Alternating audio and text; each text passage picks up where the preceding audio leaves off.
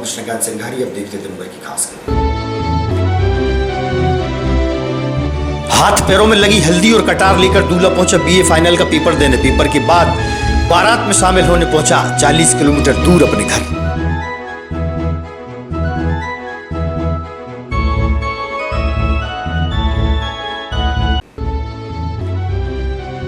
खेतों की नरवाई में लगाई जा रही आग। मुख्यमंत्री के वेयरहाउस के पास नरवाई में लगी आग। पुलिस प्रशासन ने की किसान पर कार्रवाई।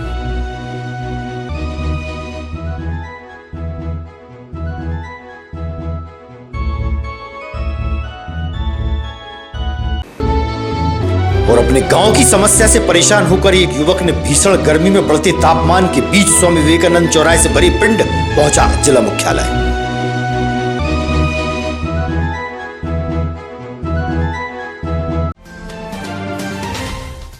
अब खबर विस्तार से। सिरोंज के शासकीय लाल बहादुर कॉलेज में बुधवार को एक दूल्हा बीए फाइनल का हिंदी का पेपर देने पहुंचा। सिरोंज के हिनौतिया गांव से रामभान यादव हाथ पैरों में हल्दी लगी हुई थी और हाथ में कटार थी। रामभान ने बताया कि शादी के साथ परीक्षा भी जरूरी है। हल्दी लगी होने के कारण परिजनों ने मना किया था, लेकिन बाद में राजी हो गए। राजभान मोटर बाइक से 40 किलोमीटर की दूरी तय कर दोस्त के साथ पेपर देने कॉलेज पहुंचा था।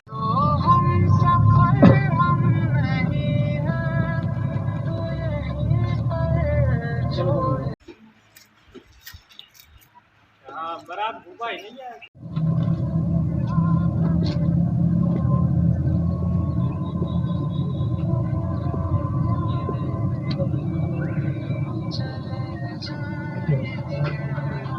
क्या नाम है आपका? जी मेरा नाम रामभान यादव है। कहाँ के रहने वाले? जी मैं सिरोंज तहसील से ही हूँ, ग्राम हिनौतिया है। जी इस कॉलेज में क्या कर रहे हैं? जी मेरा आज शादी भी है और आज पेपर भी है बीए फाइनल का। तो आप कितने बजे आए थे यहाँ पर? जी मैं यहाँ 3 बजे के करीब आ गया था। 3 बजे से मेरा पेपर था। बारात कितने बजे निकलना है? मेरी बारात निकलने वाली है 6 बजे। तो आप मतलब कितने कहाँ जाती है, कहाँ जाएगी बारात? बारात जाएगी करीला के पास में। लगभग कितने किलोमीटर है यहाँ से? लगभग यहाँ से है 30 से 40 किलोमीटर के लगभग। तो आज ही आपका पेपर था? जी पेपर देने में आए थे आप? मतलब जी जी जी। प्रशासन के सख्त निर्देशों के बाद भी खेतों की नरवाई में आग लगाई जा रही है। खेत की नरवाई को आग लगा दी गई। पुलिस प्रशासन द्वारा खेत मालिक पर कार्रवाई भी की गई। 188 धारा के अंतर्गत कार्रवाई हुई। एडिशनल एसपी समीर यादव ने दी जानकारी। जानकारी मिलती है ना कई बार आपको, जैसे आप जैसे कोई काला बाजारी कर रहा है, मिलावट वाला काम, ठीक है ना, ऐसे कई बार जैसे कोई जानकारी देते हैं तो धीरे से बता दीजिए कि ऐसा। नरवाई जो अव्यवहारिक रूप से या खतरनाक तरीके से जिनके द्वारा भी चलाया जा रहा है, उसके लिए यहाँ पर जिला दंडाधिकारी के द्वारा आदेश पारित किया गया है कि ऐसे जो खतरनाक तरीके से नरवाई जलाते हैं ये जिला प्रशासन के द्वारा प्रतिबंधित किया गया है। उसी में एक खेत में ऐसी आग लगाई गई थी, उसमें भी कार्रवाई की गई है और हमारे यहाँ अलग अलग थानों में भी जहाँ पर ऐसी शिकायतें प्राप्त हुई हैं, रिपोर्ट की गई, उसमें भी कार्रवाई की गई है। सिरोंज तहसील की ग्राम दीपनाखेड़ा निवासी नंदूलाल प्रजापति, उम्र लगभग 93 वर्ष, जो कि 7 बच्चों का पिता है, उनकी पत्नी को लकवा मार गया। पत्नी के इलाज के लिए कभी सीएम के दरबार तो कभी जिला मुख्यालय की दहलीज पर सहायता के लिए भटक रहा है। 7 बच्चे और उनकी संतान है। नाती पोते होने के बाद भी इस बुजुर्ग को लाचारी का सामना करना पड़ रहा है, वह भी अपनी पत्नी के इलाज के लिए। मुख्यमंत्री से लेकर जिला कलेक्ट्रेट में मदद की भीख मांग रहा है यह बुजुर्ग, शायद कोई सुनवाई हो। क्या नाम है आपका? मेरा नंदूलाल प्रजापति। कहाँ के रहने वाले हैं आप? दीपनाखेड़ा थाने वाले। कौन सी तहसील में बताइए? तहसील सिरोंज। क्या हुआ, आप काय के लिए आए यहाँ पर? काय के लिए आए आप? अरे सहायता के बदले। क्या हो गया आपको? मुँह को कछु नहीं हुआ। किसको क्या हुआ? हाथ पाँव सब ले गए। कौन के? अरे घरवाली के। अच्छा, तो फिर कब से परेशान हो रहे हैं आप? कब से परेशान हो रहे हैं? कब से परेशान हो रहे हैं आप? 9 दिन हो गए बाबू। अच्छा, कहाँ कहाँ घूमे आए आप? भोपाल। कौन के पास? मुख्यमंत्री के। अब यहाँ पर क्या के लिए आए हो? अरे उनने लग जाए कि कलेक्टर जान के दे हो जा। अच्छा। 5 दिन से दे भी नहीं पाई। मैंने साहब तुम बोल रहा जी मुझसे हटो था। अच्छा। हटो था जो बाहर निकल क्या करते गरीब की मुश्किल है। अच्छा, कितने बच्चे हैं आपके?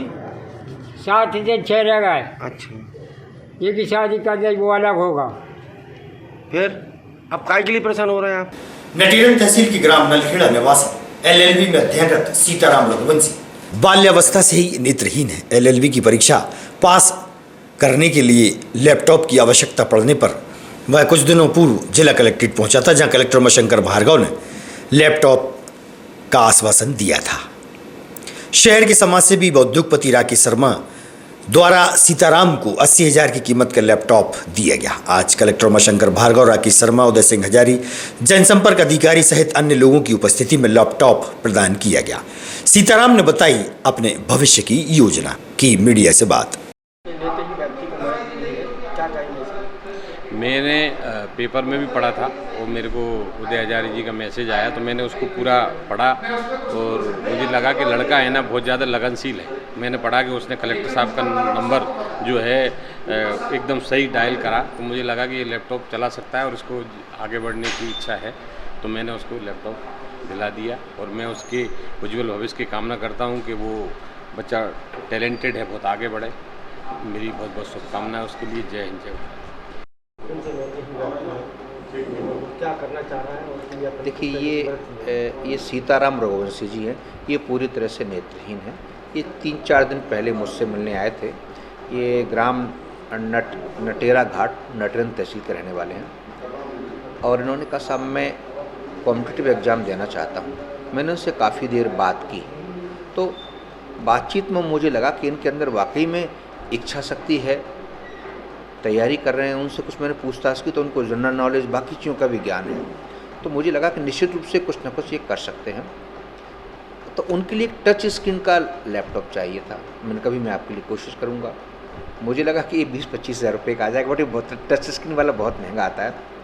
लेकिन जैसे इसकी जानकारी कुछ लोगों को हुई तो मैं जिला प्रशासन की ओर से श्री राकेश शर्मा जी का, जो हमारे नेशनल कैप्सूल प्राइवेट लिमिटेड के ऑनर हैं, उनका धन्यवाद करूंगा कि वो स्वतः आए और 80,000 रुपये का एक लैपटॉप जो हमारे नेत्रहीन हैं सीताराम रघुवंशी जी, आज उनको प्रदान किया।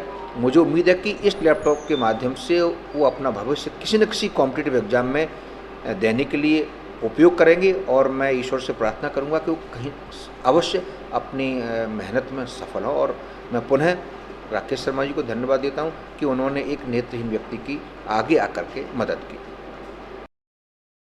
बचपन से नेत्रहीन क्या जिज्ञासा है और विभाग द्वारा क्या मदद की? आप सीताराम जी हैं, नलखेड़ा घाट के हैं, तहसील नटेरन से आए हुए हैं।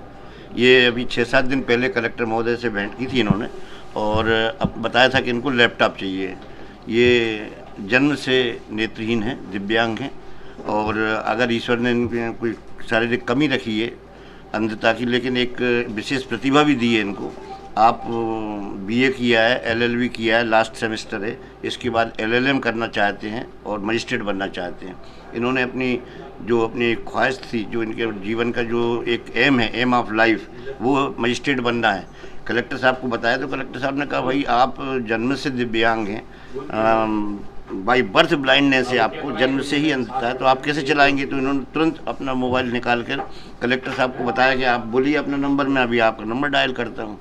तो साहब बड़े प्रभावित हुए और उन्होंने कहा कि वाकई में तो प्रतिभा के धनी है और इनको अगर जो चीज़ें चाह रहे हैं पढ़ाई के लिए, आगे बढ़ने के लिए, जीवन में कुछ हासिल करने के लिए, तो उनका था कि भाई लैपटॉप मिल जाए।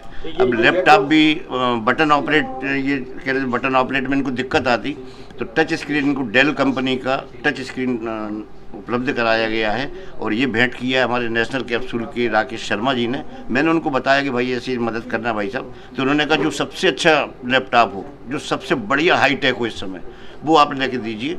और वो तो सामने भी नहीं आना चाह रहे थे, लेकिन उन्होंने बताया कि नहीं आप खुद अपने हाथों से दें। तभी कलेक्टर साहब के सामने उन्होंने भेंट किया सीताराम जी को और इनकी भविष्य की उज्जवल कामना की। सीताराम रघुवंशी है। कहाँ के रहने वाले हैं? मैं ग्राम नलखेड़ा घाट से हूँ जी। आज आपके हाथ में जो उपहार है जी, किस स्वजन से मिला और क्या कहेंगे इनके बारे में? मैं इनके बारे में, देखिए ये तो आदरणीय है, सम्माननीय है और मेरे पिताजी की उम्र की समान है, तो मैं इनके लिए धन्यवाद से ज़्यादा कुछ नहीं कह सकता। क्योंकि मेरे पास कुछ नहीं है। मैं तो इनसे ही मैंने सारी हेल्प ली, इन्होंने मेरी हेल्प की। मैं इसके लिए तहे दिल से इनका अभिनंदन करता हूँ, धन्यवाद करता हूँ और ईश्वर से ये प्रार्थना करता हूँ कि हमारे ज़िले में यानी मेरे डिस्ट्रिक्ट में ऐसे ही अधिकारी बने रहें ताकि विकलांगों का सम्मान भी बना रहे। उपहार के स्वरूप में आपको क्या प्राप्त हुआ है? ये लैपटॉप प्राप्त हुआ मुझे। क्या करेंगे इसका? मैं इससे पढ़ाई करूँगा। क्या बनना चाहते हैं आप? मैं मजिस्ट्रेट बनना चाहता हूँ। मजिस्ट्रेट क्यों बनना चाहते हैं? सर मजिस्ट्रेट मैं ये तो आपकी कृपा है कि मैं क्यों बनना चाहता हूँ। मेरी शुरू से ख्वाहिश यही रही है। मैं 5वीं क्लास में था तब भी मैंने एक बार मीडिया के सामने यही कहा था कि मैं मजिस्ट्रेट ही बनूंगा। तो ये रास्ता क्यों चुना आपने मजिस्ट्रेट बनने के लिए? मैंने ये रास्ता इसलिए चुना है कि कई बार ऐसा होता है कि कोई निर्दोष लोग भी सजा के पात्र हो जाते हैं, इसलिए। अभी कौन सी में है? मैं LLB मेरा 6th सेम चल रहा है। अब ये बताएं कि इसमें जो कीबोर्ड होते हैं जी, वो कीबोर्डों का ज्ञान कैसे हो पाएगा आपको? सर मैंने कीबोर्ड लिया ही नहीं, मैंने मांगा ही नहीं कीबोर्ड। फिर कैसे काम कर पाएंगे? मैं स्कीम से काम करूंगा। ये इसमें क्या है, इसमें एक सॉफ्टवेयर रहेगा। अच्छा। मैं उसको डाउनलोड करूंगा। पूरा ये जो लैपटॉप पूरा बोलने वाला हो जाएगा। अच्छा, बोलने वाला पूरा बोलेगा। ये जो मैं इस पर लिखूंगा वो ये बताएगा कि आपने ये लिख दिया, तो मैं समझ लूंगा। नहीं, वो कर दिया, लोड कर दिया इसमें है। अच्छा, वो लोड कर दिया। भगवान परशुराम जयंती, ईद उल फितर व अक्षय तृतीया का पर्व मनाने की तैयारियों से पूर्व SDM गोपाल सिंह वर्मा द्वारा नगर के वरिष्ठ व जिम्मेदारों की मौजूदगी में महत्वपूर्ण बैठक आयोजित की गई। सभी से SDM ने सौहार्दपूर्ण त्यौहार मनाने की बात कही। इस मौके पर CSP विकास पांडे सहित शहर के वरिष्ठ और जिम्मेदार लोग उपस्थित रहे। आने वाले जो त्यौहार हैं उनके संबंध में विदिशा के प्रबुद्धजनों की बैठक पुलिस और शासकीय डिपार्टमेंट्स के साथ की गई थी, जिसमें आने वाली ईद और भगवान श्री परशुराम जी के जन्मोत्सव पर निकलने वाले प्रोसेशन के संबंध में चर्चा की गई। दोनों की व्यवस्थाओं के संबंध में चर्चा की गई। अधिकारियों को निर्देश दिए गए तथा समाज के सभी वर्गों से अपील की गई कि आने वाले त्योहारों को उत्साह से मनाएं और बिल्कुल शांतिपूर्वक मनाएं, एक दूसरे के धर्म का, भावनाओं का सम्मान करें तथा ऐसे शब्द ना बोलें कि दूसरों की भावनाएं आहत हो और शहर की शांति व्यवस्था में किसी प्रकार की कोई गड़बड़ी हो। सभी से अपील की गई है, सब शांति से अपने त्यौहार मनाएं। विदिशा विरासत ग्रुप के संचालक गोविंद देवलिया अपनी टीम के साथ प्राचीन धरोहर विजय मंदिर प्रांगण स्थित बावड़ी को संवारने हेतु चिंतित नजर आए। प्राचीन बावड़ी के पत्थर खिसक रहे हैं, जिसकी देखरेख आवश्यक है। वहीं उन्होंने म्यूजियम में रखी अति प्राचीन परमारकालीन प्रतिमा को संवारने हेतु अपनी बात मीडिया से की।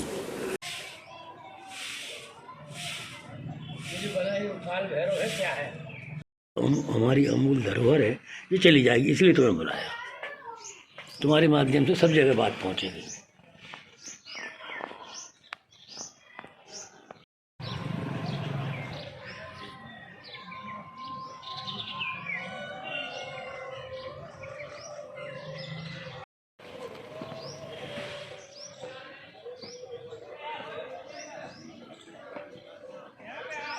तो खराबी हो जाएंगे टूट टाट के। तो मनोज कौशल लिखेंगे विधर्मियों ने नष्ट।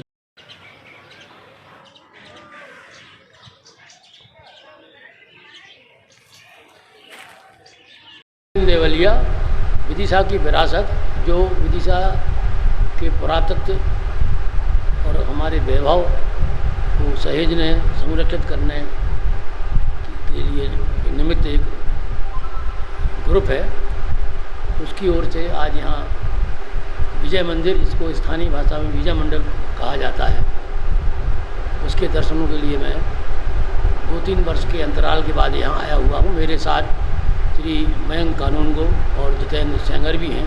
ये दोनों युवा, इनकी भी पुरातात्विक स्थलों को देखने, परखने, समझने और संरक्षण करने में बड़ी रुचि है।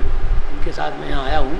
भाई कमल रेखवार जी भी हमारे ग्रुप में विदिशा की विरासत में हैं और हमको हमेशा इस तरह की चीज़ों में सहयोग करते रहे हैं। यहाँ आकर देखने के बाद तो सहज रूप से एक जो शेर है वो पूरा मुझे याद नहीं आ रहा है।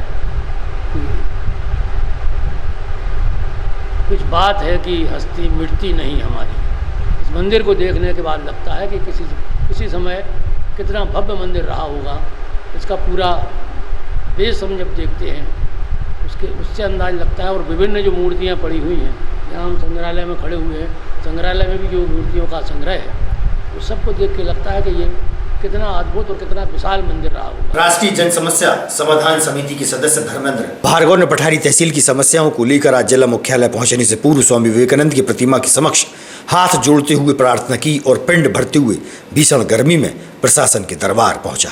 सूर्य देव की तपन के आगे मौसम की मार के बीच एक युवक अपने गांव की समस्याओं के समाधान के चलते भीषण गर्मी और सूर्य के तेज के बीच भरी दोपहरी को पिंड भरते हुए कलेक्ट्रेट पहुंचा। स्वामी विवेकानंद की प्रतिमा के सामने प्रार्थना के बाद पिंड भरना प्रारंभ किया। लगभग 300 मीटर की दूरी पिंड भरते हुए तय की, जबकि देखने में आया कि जिले के मुखिया का वाहन भी उसके पास से ही गुजर रहा था। शायद उनका ध्यान इस युवक पर नहीं गया। मेरा नाम धर्मेंद्र भार्गव है। मैं राष्ट्रीय लेवल पर राष्ट्रीय जन समस्या समाधान समिति चलाता हूं। पठारी कुरबाई सहित पूरे मध्य प्रदेश के लिए विभिन्न योजनाओं में कई बार ज्ञापन दे चुका हूं, मांग कर चुका हूं, लेकिन आज मैं सिर्फ अपनी मातृभूमि पठारी कुरबाई विधानसभा के लिए आया हूं। स्वामी विवेकानंद जी से प्रेरणा ली है कि जब तक लक्ष्य ना मिले तब तक रुको मत, और उन्हीं को प्रणाम करके मैं कलेक्ट्रेट तक पिंड भर करके जा रहा हूं। इतने में तो भगवान प्रसन्न हो जाते हैं, तो कलेक्टर साहब का प्रसन्न होना स्वाभाविक है। क्या मांगे हैं आपकी? मेरी मांगे हैं, पठारी क्षेत्र से 55 गांव जुड़े हुए हैं, वहां पर अस्पताल नाम की सिर्फ नाम के लिए अस्पताल है, उसे सामुदायिक स्वास्थ्य केंद्र का दर्जा दिया जाए। पठारी में एम्बुलेंस नहीं है, एम्बुलेंस जब तक बासुदा कुरबाई से आती है तब तक मरीज के प्राण निकल जाते हैं। फायर ब्रिगेड नहीं है, किसानों के खेत जल जाते हैं, फायर ब्रिगेड नहीं आ पाती है। मंडी मामरा में ओवर ब्रिज नहीं है, जिस कारण से फायर ब्रिगेड आ भी रही है तो वो गेट पर रुकी रहती है। पठारी क्षेत्र में पठारी भालवामुरा में कल्हारी की दुकानें हैं जो देसी विदेशी प्रिंट रेट पर शराब नहीं बेच रही हैं, दुगने रेटों में शराब बेच रही हैं। जब मैंने उनसे कहा तो वो भी सीधी धमकी दी, जान से मारने की, एक्सीडेंट करवाने की धमकी दी कि तुम जैसे नेताओं को हम ठिकाने लगा देंगे। मैं इसी संदर्भ में आया हूँ कि और मैं भाजपा का सिपाही हूँ, माननीय शिवराज सिंह जी चौहान को सपोर्ट कर रहा हूँ कि आपके विधायक वो काम नहीं कर रहे, आपके सांसद वो काम नहीं कर रहे जो काम वे लड़का कर रहा है। मैं आपकी छवि सुधारने की कोशिश कर रहा हूँ। तो मैं आज मनुष्य की अंतिम यात्रा के दौरान मुक्तिधाम की ओर जाने वाला मार्ग गौशाला के पास शव विश्राम स्थल, जहाँ सभी लोग अपने परिजनों शुभ चिंतकों द्वारा अंतिम दर्शन के दौरान श्रद्धा सुमन अर्पित करते हैं। पुराना शव विश्राम स्थल की जगह अब इसी मार्ग पर पुतलीबाई प्रवेश द्वार पर नया शव विश्राम स्थल तैयार हो चुका है। जायजा लेने के लिए नगर पालिका सीएम सुधीर सिंह, मुक्तिधाम सेवा समिति के सचिव मनोज पांडे, राहुल अग्रवाल सहित जिम्मेदार लोग पहुंचे।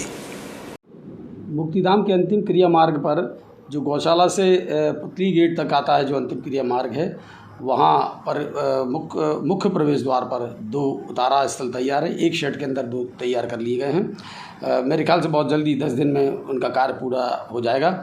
और जो पुराने स्थल हैं 2 उनको डैमेज किया जाएगा, क्योंकि पीएम आवास वहीं नज़दीक है और शहरी क्षेत्र है तो लोगों को निकलने में दिक्कत जाती थी। वो पीएम आवास में रहवासी शायद इसलिए नहीं पहुंच पाते थे कि वो दिक्कत थी।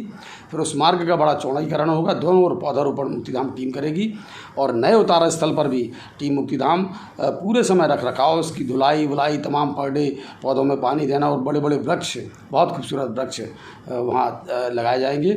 और इसलिए कि अंतिम क्रिया मार्ग है, हम अपने परिजनों को विदा करते हैं। विषाद और दुख की घड़ी में हम लोग वहाँ रहते हैं, लेकिन कहीं फुलवारी है, कहीं वृक्षारोपण है, कहीं हरियाली है। इससे कर वहाँ का माहौल थोड़ा सा हम परिजनों को, हम अपने शुभचिंतकों को थोड़ा सा भी एक अच्छा माहौल दे सकें, इसकी हम कोशिश कर रहे हैं। और ईश्वर चाहेगा तो जल्दी ही ये समाज को सौंप दिया जाएगा, शहर के लोगों को सौंप दिया जाएगा।